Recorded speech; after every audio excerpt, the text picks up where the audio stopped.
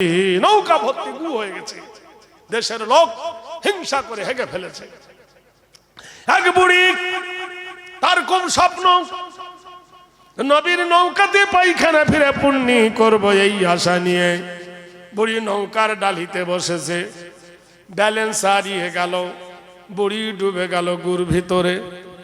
ডুবে গিয়ে বুড়ি যখন উঠেছে সাঁতার কেটে, বুড়ির মাথায় ছিল সাদা চুল।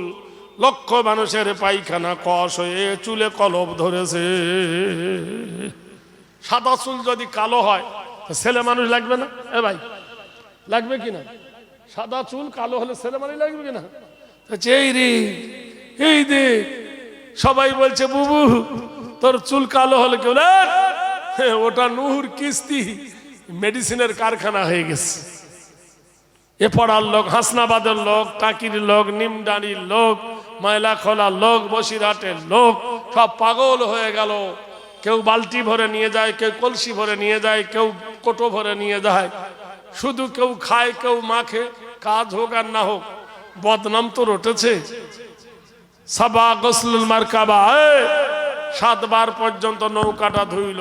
আল্লাহ বলছেন নুহু দেখ, পায়খানা ফিরেছিল যারা, গু পরিষ্কার করলো তারা। জেনে রেখে দিও এই ভারতবর্ষের মাটিতে আল্লাহর মসজিদ ভেঙেছে যারা, আল্লাহ ইচ্ছা করলে বানিয়ে নিতে পারে তারা। বলুন সুবহানাল্লাহ। ভাইরা আমার, বন্ধুরা আমার, একজন হিন্দুর মহিলা 40 কুইন্টাল রড দিয়েছে। 40 কুইন্টাল। বললো রড কি হবে? তাহলে মসজিদের পায়খানা পেশাবখানা না হোক, পাঁচিল তো ঘেরা হবে। কেউ পাথর দিচ্ছে, কেউ ইট দিচ্ছে, কেউ বালি দিচ্ছে, হিন্দু মুসলিম মিলে। তারা বলছে হ্যাঁ মসজিদ হোক, মসজিদ আল্লাহর ঘর হোক। আরাধনা পূজ্য নীতি নাম কীতি নাম কল্যাং শুভ শান্তি জামিনী অং শান্তি সুধায় নাম। পৃথিবীর মাটিতে আবার নতুন করে স্বপ্ন জেগে উঠেছে। হে মুসলমান, ভয়ের কোনো কারণ নাই। একটু সহ্য করো, একটু ধৈর্য ধরো। আবি কোরআন জিন্দা হয়, আবি ইসলাম বাকি হয়। ভাইরা আমার, বন্ধুরা আমার, যে কথাটা আপনাদের বলছিলাম, যে যুবক ওর উট মেরে ফেলেছিল একজন বুড়ো, মনে আছে? আর এ বুড়োকে ধাক্কা মেরেছিল। তাই ওনার বিবিকে বললে, হ্যাঁ রে বিবি, হানজালার বিবি থুইয়া, হানজালা জিহাদে শহীদ হয়ে গিয়েছিল। সারাটা জীবন হানজালার বিবি সেই দেশ মুখে করে রেখে সারা জীবন কাটিয়ে দিয়েছিল। সেই দিনে ইসলামকে তুমি মিটিয়ে দিতে চাচ্ছ, এটা কখনো সম্ভব নয়। ভাইরা আমার, বন্ধুরা আমার, মা কাঁদতেছে বেটারে, কলেজার টুকরারে, নয়নের তারারে। আমাদের কি হবে? কোরআনে আল্লাহ বলছে লা তাবুদু ইল্লাল্লাহ ওয়া বিল ওয়ালিদাইনি ইহসানান। আল্লাহ ছাড়া কারো ইবাদত করো না। আল্লাহর পরে তোমার মা বাপের সেবা করবে। ওয়া কুল্লাহুমা কাওলান কারীমা, মায়ের সঙ্গে ভদ্র ব্যবহার করবে, নম্র ব্যবহার করবে, উচ্ছৃঙ্খল হয়ে কথা বলবে না। ভাইরা রে, ভারতবর্ষের মাটিতে 4টি বড় মসজিদ আছে, দামি দামি মসজিদ। একটা মসজিদের নাম হলো মসজিদে কাটরা, মুর্শিদাবাদের মাটিতে। 12 বিঘা জায়গার উপরে 34 নম্বর জাতীয় সড়কের ধারে বানিয়েছিল কে?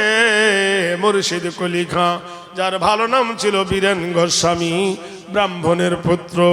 পানিপথে যুদ্ধের সময় ঔরঙ্গজেবের কাছে মুসলমান হয়েছিল মুর্শিদ কুলি খাঁ। মুর্শিদাবাদকে কেটে মুর্শিদাবাদ নাম দিয়েছিলেন অনেক ইতিহাস। মালদাহর মাটিতে 34 নম্বর জাতীয় সড়কের ধারে 8 বিঘা জায়গার উপরে 11 ফুট উঁচু করে একটা মসজিদ বানানো আছে। মসজিদের নাম হলো মসজিদে আদিনা। অযোধ্যার মাটিতে জহিরুদ্দিন মোহাম্মদ বাবর, তিনি বানিয়েছিলেন 52 একর সম্পত্তির উপরে একটা মসজিদ। মসজিদের নাম দিয়েছিল মসজিদে বাবরি। আর দিল্লির সরজমিনে 22 ফুট উঁচু করে 6 বিঘা জায়গার উপরে একটা মসজিদ বানিয়েছিলেন সম্রাট শাহজাহান। ভারতবর্ষের বিচার শুনলে অবাক হয়ে যাবেন। আপনারা জানেন বাদশাহ শাহজাহানের বাপের নাম ছিল জাহাঙ্গীর, ডাক নাম ছিল সেলিম, কিন্তু ভালো নাম ছিল জাহাঙ্গীর। সেই জাহাঙ্গীর ওনার বিবির নাম ছিল নূরজাহান। আপনারা জানেন বিখ্যাত ইতিহাসের তীরন্দাজ নূরজাহান যমুনা নদীর ধারে গিয়ে উড়ন্ত পাখিকে তীর মারতেছিল। এই তীরটা উড়ে গিয়ে একটা ধোবানি কাপড় কাচ্ছিল নদীর ধারে, ধোবার পিঠে পড়ে যায়, ধোবা যায় মরে। ধোবানি তীরটা টেনে দেখলো তীরের মাথায় লেখা আছে সম্রাট জাহাঙ্গীর। ধোবানি তার লয়ে চলে এলো, তার মৃত স্বামীকে কোলে করে নিয়ে সম্রাট জাহাঙ্গীরের দরবারে গেলেন। হে সম্রাট ভারতের জাহাঙ্গীর, জোরে বলো নারায়ে তাকবীর। কোন বাদশার বাড়ি যেতে গেলে, কোন মন্ত্রীর বাড়ি যেতে গেলে পারমিশন নিতে হয়। দিল্লি গিয়ে দেখবেন দেয়ানি আমের সামনে একটা শিকল আছে, শিকলটা যেই ধরে টানবেন ঢং করে আওয়াজ হবে। দেখবেন ভিতরে 6টা ঘন্টার সহ শিকলটা লাগানো আছে। এমন টেকনোলজি দেওয়া আছে যে কোনো মানুষ হাত দিলে ওই শিকলটা নড়ে উঠে ঘন্টা বাজবে। জাহাঙ্গীর তার দরবারে এই সিস্টেম করেছিল, কোনো প্রজা এলে ভিতরে ঢুকতে দেবে না, কেউ কোনো গরিব এলে ভিতরে ঢুকতে দেবে না। আমার প্রজারা শিকলে হাত দিয়ে টানলে অন্দরমহলে ঘুঙ্গা বেজে উঠবে কলিং বেলের মতো। আমি এসে প্রজাদের আবদার শুনবো। আর এখনকার ভোট নেবার আগে এমএলএ পায়ে ধরে, ভোট নেবার আগে পায়ে ধরে, আর ভোট পড়ার পরে এমএলএর পাত্তা পাওয়া যায় না। ভোট নেবার আগে মেম্বার পা ধরে, একবার দে বাবা, ব্রিজ বানিয়ে দেব, এই বানিয়ে দেব, খিদিরপুর বিদিরপুর বানিয়ে দেব। যেমনি দেবে অমনি চেটে খাবে, গরিবের দিকে আর আসবে না। বাদশাহ জাহাঙ্গীর শিকল টানলো ধোবানি। বাদশাহ এসে বললেন, মা কি বলো? বললেন, জাহাপনা, আমি আর আমার স্বামী দুজনে নদীর ধারে বসে কাপড় কাচতেছিলাম। ধোবানি এই তীরটা আমার স্বামীর পিঠে পড়ে, আমার স্বামী মরে যায়। আমি এই তীরে আপনার নাম দেখেছি, বিচার চাই। সম্রাট জাহাঙ্গীর ভিতরে ঢুকে দেখলেন ওনার বেগম নূরজাহান, তিনি করছেন কি, মধু দিয়ে রুটি খাচ্ছেন। উনি থালিটা কেড়ে নিলেন। নূরজাহান বলল, সম্রাট জাহান, সম্রাট কেন আমার থালি কেড়ে নিলেন? বাদশাহ বললেন, বেগম রে, যার বিরুদ্ধে বিচার আসে, যার বিরুদ্ধে শেকায়েত আসে, বঙ্গভবনের খানা তার জন্য নিষিদ্ধ, জেলে ভরে দেওয়া হলো। বিচারের কাঠগড়ায় দাঁড়িয়ে সবাই এক বাক্যে বলল, সম্রাট সবার বিচার করে, এবার দেশের বিচার কেমনে হয়? জোরে বলুন নারায়ে তাকবীর। জোরে। ভারত থেকে মুসলমানরা চলে গেছে, কিন্তু এমন দোকান খুলে গেছে দোকানদারি বন্ধ হবে না। সুবহানাল্লাহ বলুন। নবাব সিরাজ চলে গেছে, সিরাজ দৌলা চলে গেছে, রেখে গেছে হাজার দুয়ারি, আছে না? জোরে বলুন। হাজার দুয়ারি টিকিট কাটে এখন 40 টাকা, মাসে ইনকাম হয় 2 কোটি টাকা। 2 কোটি টাকা যদি হয় মাসে, বছরে কত হয়? জোরে বলুন। মাসে যদি 2 কোটি হয়, বছরে কত হয়? 24 কোটি। এটা মুসলমানদের দোকানদারি। কুতুবউদ্দিন বখতিয়ার খিজলি দিল্লির মাটিতে একটা মিনার করে গেছে কুতুবউদ্দিন। দেখবেন গোটাই কোরআন শরীফ লেখা তার মিনারে। টিকিট হলো 30 টাকা, ওখান থেকে ইনকাম হয় 3 কোটি টাকা। লক্ষ লক্ষ মানুষ দেখে কুতুবউদ্দিনের মিনার। তাহলে 3 বারং 36 কোটি টাকা ভারতের অর্থ তহবিলে ঢোকে। সম্রাট শাহজাহান আর বিবি মমতাজের বানিয়েছিল একটা কবর। খবর নিয়ে দেখো, নাম হলো তাজমহল। কি মহল? তাজমহল 500 টাকা টিকিট, এখন প্রতি মাসে ইনকাম হয় 10 কোটি টাকা, তাহলে বছরে হয় 120 কোটি টাকা যায় কোথায়? দিয়ানি আম, দিয়ানি খাস, 3টে মহল আছে, একটা ফতেপুর, একটা আছে আগ্রা, একটা দিল্লি। এটাকে বলা হয় লাল কেল্লা, ওরা উর্দুতে বলে লাল কেল্লা। এখান থেকে হয় ইনকাম 2 কোটি টাকা। এগুলো যায় কোথায়? মুসলমানদের একটা পীর আছে, নাম হলো খাজা মঈনুদ্দিন চিশতি, জোরে বলো নারায়ে তাকবীর।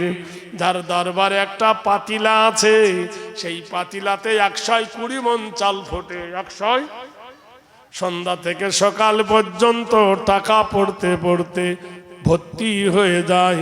এই টাকাগুলো বস্তায় ভরে নিয়ে যায় ভারতবর্ষের অর্থ তহবিলে। ও মুসলমান, জেনে রেখে দিও মুসলমান, চলে গেছে মুসলমানেরা দোকানদারি করে গেছে, তাদের দোকানদারি আজও ফোরায়নি। কিয়ামত পর্যন্ত ভারতের দোকানদারি মুসলমানদের চলবে। ভাইরা আমার, বন্ধুরা, একবার ইতিহাস পড়ে দেখো। বাদশাহ জাহাঙ্গীর, বাদশাহ জাহাঙ্গীর বলল ধোবানি আগিয়ে এসো।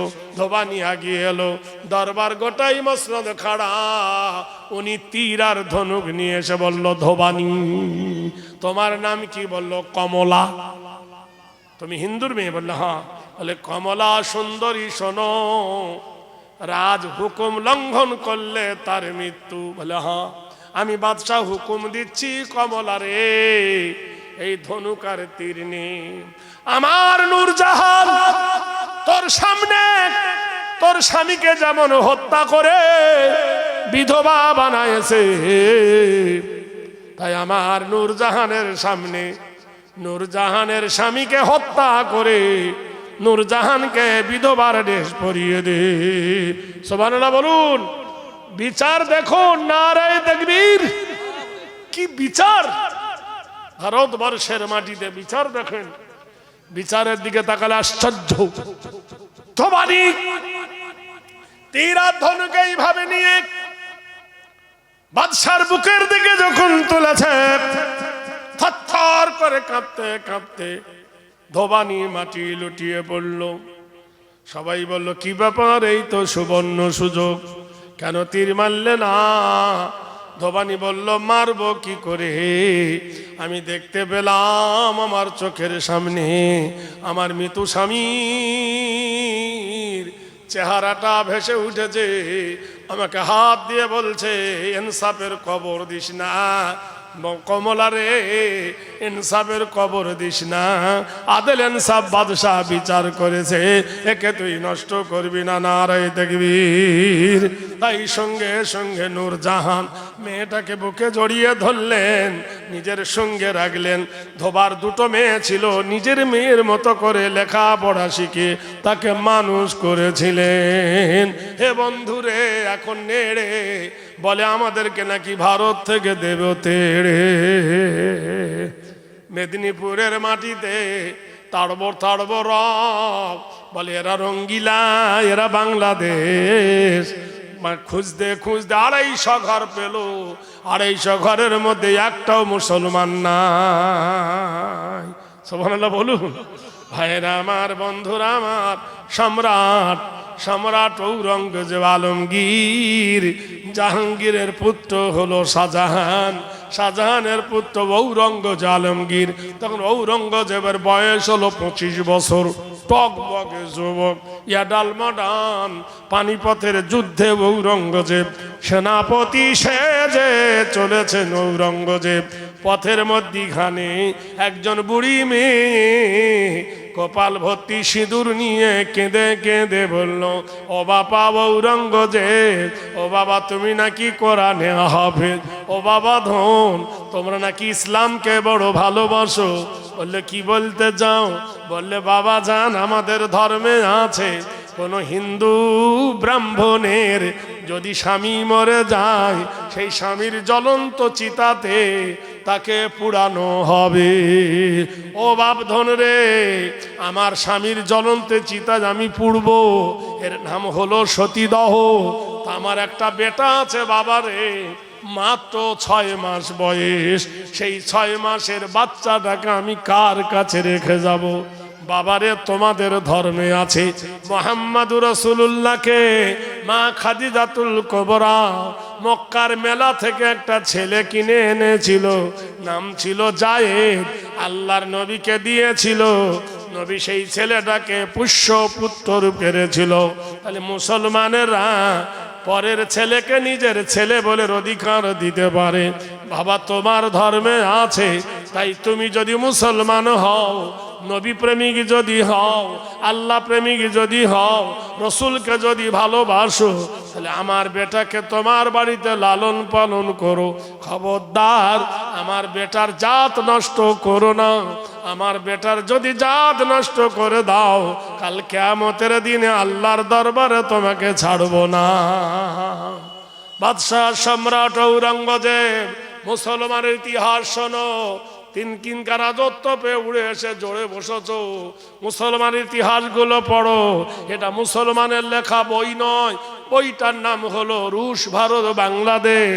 বইটার নাম হলো, যে লিখেছেন তার নাম হলো খ্রিস্টান রাইটার মোড়সি। তিনি লিখেছেন এই বইটা। মুসলমানদের অবদানের দিকে একবার তাকাও। আজ মুসলমানরা রাজা হয়েছিল, তারা প্রজা হয়ে কেন থাকতে চারে না? মুসলমানদের কি দিনই মুসলমান, সারা পৃথিবীর মাটিতে খবর নিয়ে দেখো, মুসলমান সবার আগে আছে। সম্রাট ঔরঙ্গজেব আলমগীর ওই বাচ্চাটাকে সঙ্গে নিয়ে নিজের বিবি রইসাকে বললেন, রইসা রে, বেটা রে, বিবি রে, এটা ব্রাহ্মণের ছেলে, তোর গায়ের দুধ খাওয়াই না, গরুর দুধ খাবি না, ছাগলের দুধ খাবি না, তুই মায়ের দুধ খাওয়া। কেননা গরুর দুধ খেলে জানোয়ারের স্বভাব হবে, আর মায়ের দুধ খেলে মানুষের স্বভাব হবে। মদন বাড়ি হলো, মদন কুমার ঔরঙ্গজেবের বাড়িতে মানুষ হলো, লালিত পালিত হলো। মদনের বয়স যখন হয়ে গেল 20 বছর, অ্যাডাল্ট হয়ে গেল, মডার্ন হলো। দেশের বিশ্ব সুন্দরী দেখে মদনের বিয়ে দেওয়া হলো। মদন বললেন, বাবা যান, জাহাপনা গো, আমাদের ধর্মে আছে নতুন বিয়ে করে মন্দিরে পুজো দিতে যেতে হয়। সম্রাট ঔরঙ্গজেব বললেন, লাকুম দীনুকুম ওয়ালিয়া দিন, তোমার ধর্ম তোমার কাছে, আমার ধর্ম আমার কাছে, আমি তোমার ধর্মের কোনো ক্ষতি করব না।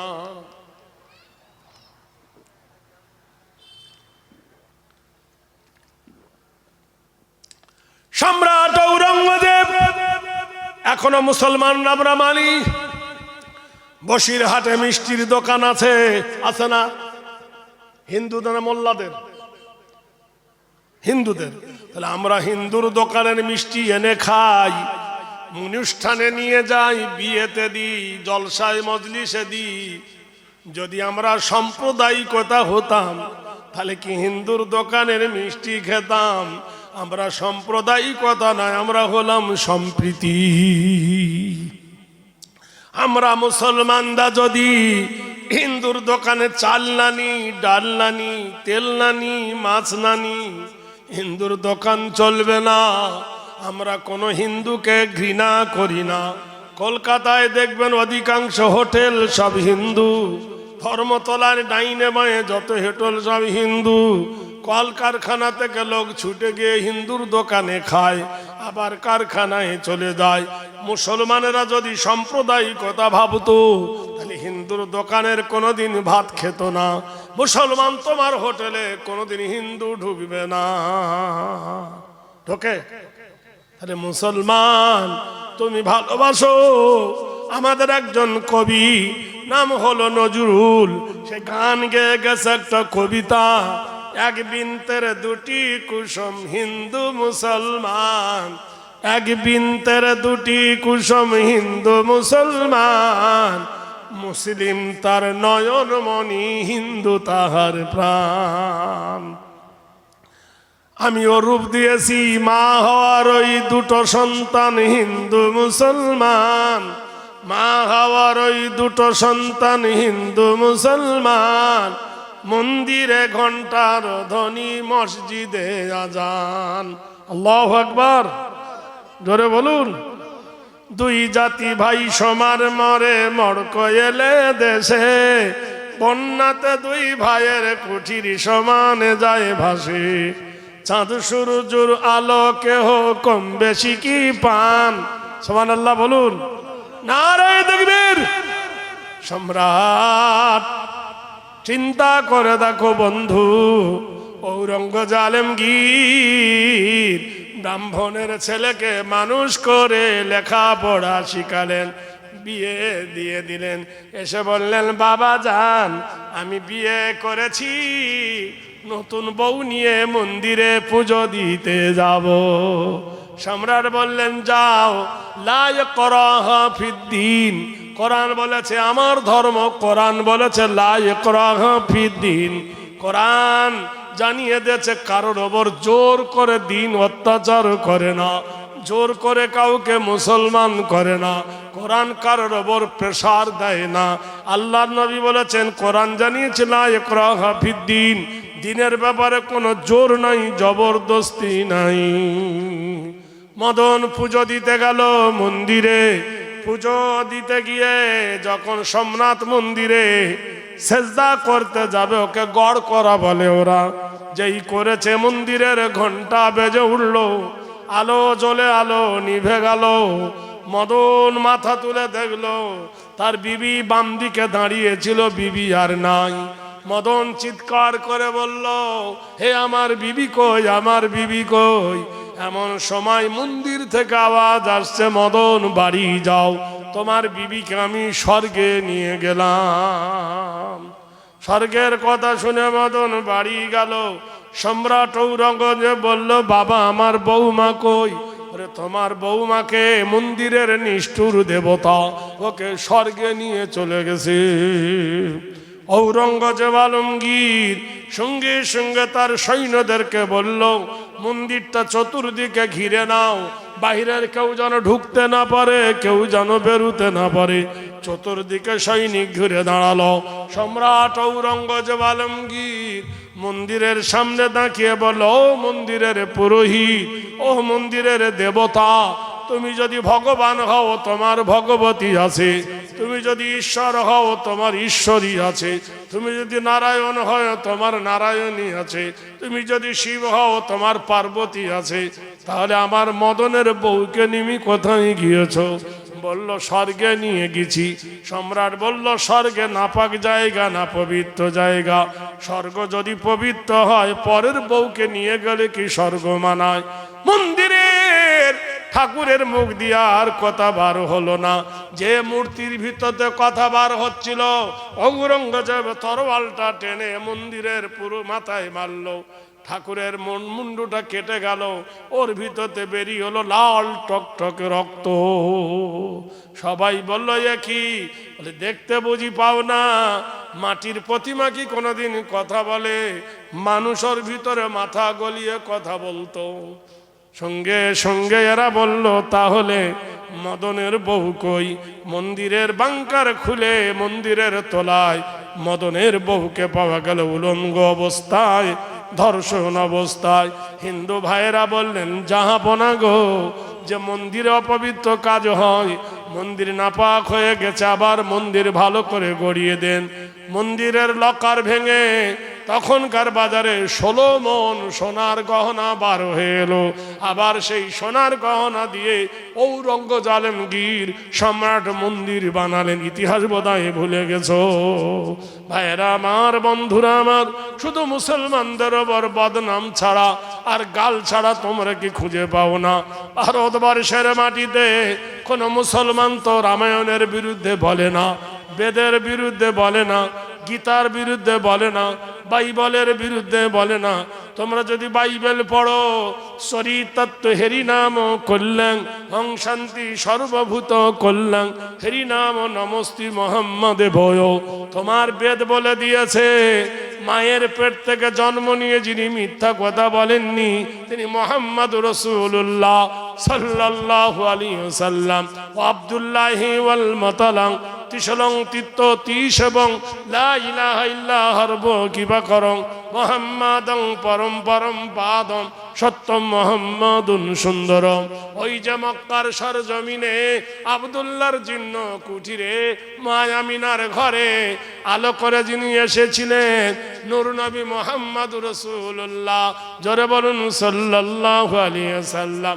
সেই নবী কাউকে প্রতারণা করেনি, কাউকে ধোঁকা দেয়নি।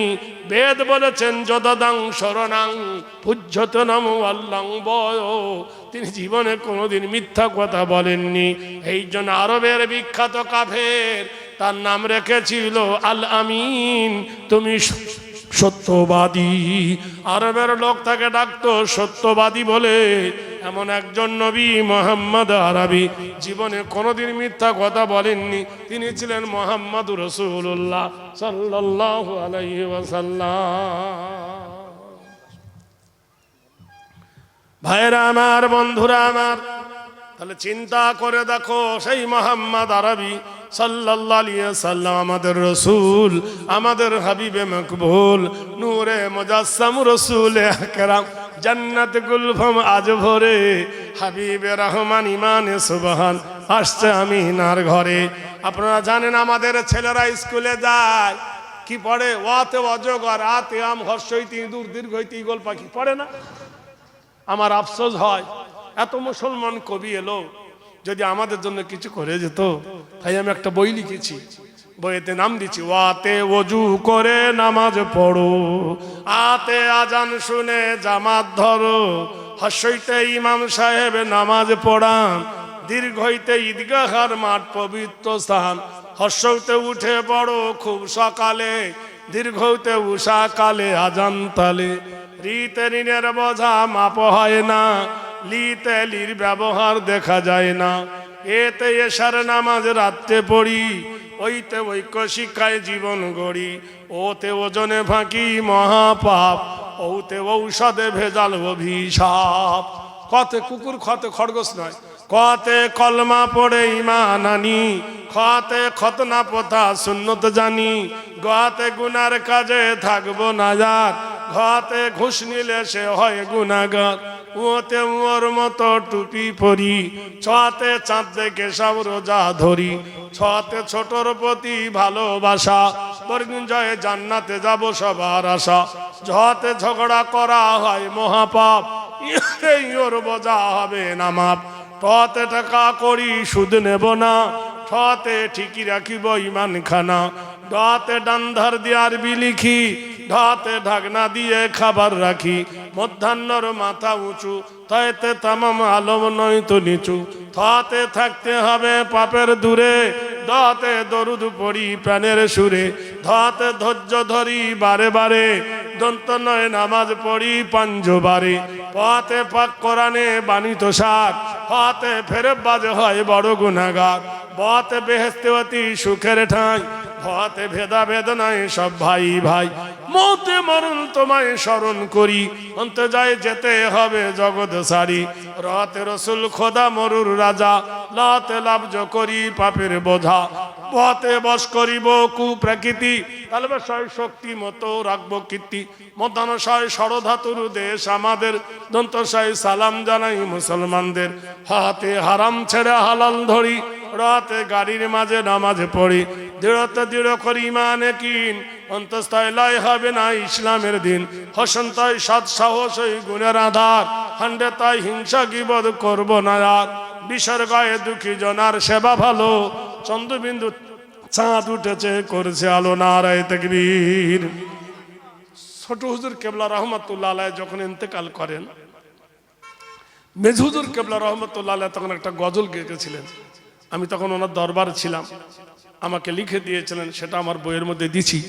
একটা মানুষের জন্ম থেকে মৃত্যু পর্যন্ত রহস্য, তিনি লিখেছেন তার কবিতা, ও গো দয়াময় রহমান রহিম তোমায় শরণ করি, তোমার নামে সদা জাগে প্রাণে, তোমার নামেতে যেন মরি। কোন সে মকামে রেখেছিলে মোদের শূন্য দেহে প্রাণ, মায়েরই পেটেতে কৌশল করে পাঠাইলেন দয়াবান। ওই কবিতার বই আর নবীদের বই, দুটো বই আমার একটা 25 টাকা করে দাম, দুটো বই একসঙ্গে 50 টাকা। আমার দোয়ার পরে নামার পরে এখানে আপনারা যারা নেবেন জোড়া বই 50 টাকা, একটা বইয়ের দাম 25 টাকা। নানা রকম কবিতা গজল তার মধ্যে দেওয়া আছে। আর আরেকটা বই আছে 25টা নবীর জীবনী, কে কতদিন বেঁচেছিলেন, কার নাম কোরআনে কত জায়গায় এসেছে। যাই হোক, এতক্ষণ ধরে আমি আপনাদের কাছে আমার ছোট ভাই, সুবহানাল্লাহ বলুন, আপনাদের বাংলার বিখ্যাত আলেম জানেন, শাহনুর আলমকে চিনেন। আমার টাইম দেওয়া হয়েছিল, তখন তো লোক ছিল না, আল্লাহর রহমত আপনারা এসেছেন, এই বলে আপনাদের কাছে বিদায় নিয়ে খুশি তো। আসসালামু আলাইকুম ওয়া রাহমাতুল্লাহি ওয়া বারাকাতুহু। যারা বই নেবেন ওখানে আমার লোক আছে, ওখান থেকে নিয়ে নেবেন। ওখানে না, সময় চলে গেছে, টাইম আসুন, বক্তা না এলে টেনে দিতাম। এবার আপনাদের সামনে বক্তব্য রাখবেন আলহাজ মাওলানা শাহনুর আলম সাহেব। আপনাদের কাছে খুবই পরিচিতি, আপনারা যারা উঠে যাচ্ছেন উঠে যাবেন না, জলসার পবিত্রতা বজায় রাখুন। আপনাদের গ্রামের মানুষ, যিনি একজন যোগ্য আলেম এবং সর্ব জেলায় তার পরিচিতি, তার মধুর মিশ্রিত বাণী আপনারা সকলেই শ্রবণ করবেন। আল্লাহ রাস্তা সকলে বসে যান। এখন হুজুর তাশরিফ আনছেন।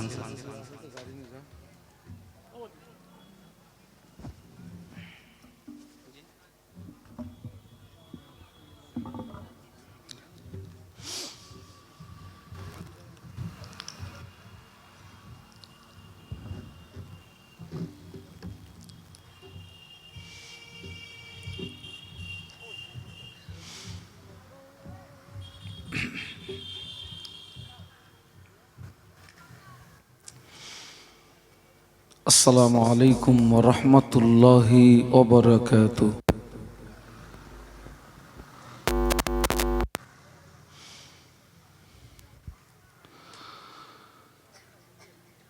আলহামদুলিল্লাহ নাহমাদুহু ওয়া নাস্তাঈনুহু ওয়া নাস্তাগফিরুহু ওয়া নু'মিনু বিহি ওয়া নাতাওয়াক্কালু আলাইহি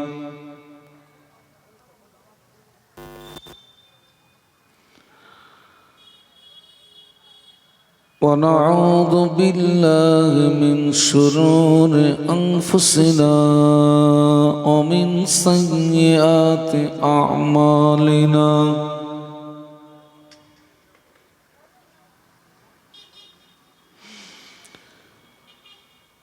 من يهده الله فلا مضل له ومن يضلله فلا